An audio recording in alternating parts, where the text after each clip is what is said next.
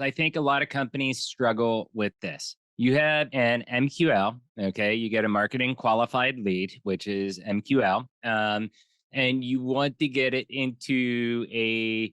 Some companies view these as the same. Some companies view it as separate. I guess it just depends on the company that you work on. But you want to get it as an SQL, which would be a sales qualified lead, or a SAL, a sales accepted lead. You want to get it to that.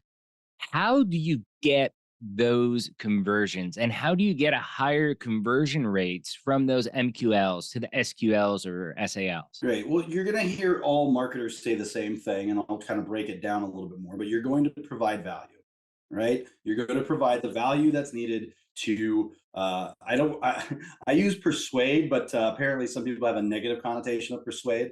But I think you use I'm in sales. I don't. you use value to persuade people to make the decision that's going to help them.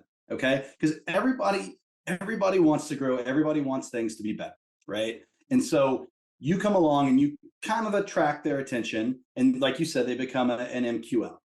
But you know maybe they like where they're at with some things, and you're essentially, what you're selling is them making a change. And some people don't like change. I moved around 12 times in 12 years, so I'm addicted to change.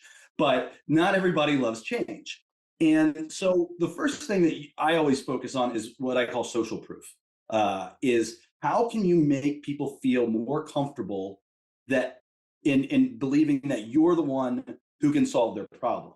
And the best way of doing it is showing that there have been people just like them who are in their shoes now that you help take to the promised land that they envision. Case studies, references, things like that. Case studies, references, stories, statistics, and But how should you display that? Okay, so let's say here, I guess let's take a step back from before getting to the MQL. Okay, like you have a prospecting list. Okay, and you're trying to convert the prospect, this prospecting list into MQLs, and you're trying to grab their attention. And like, for example, me, like if I'm prospecting right now, I'm prospecting for ERP leads, for example, for Acumatica and for SAP. And, one of the things that I'm using is some of the testimonial videos or some of our case studies, stuff like that. Like, hey, we helped XXX get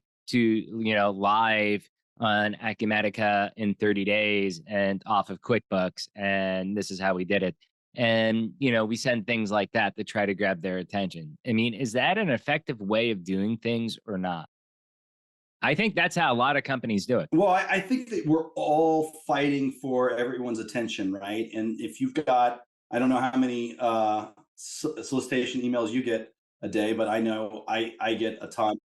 Yeah, and so going back to the value is, if you have a prospecting list, like you got to think about what's going to drive value for them, and then also like figure out where they want to be met.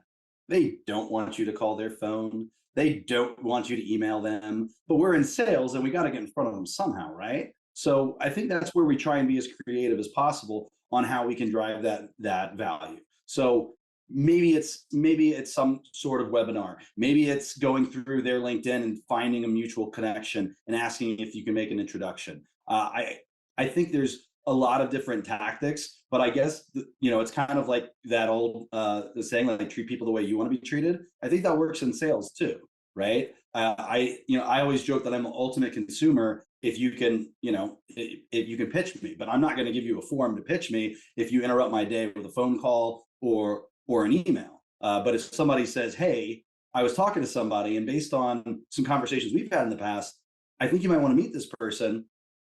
I'm listening.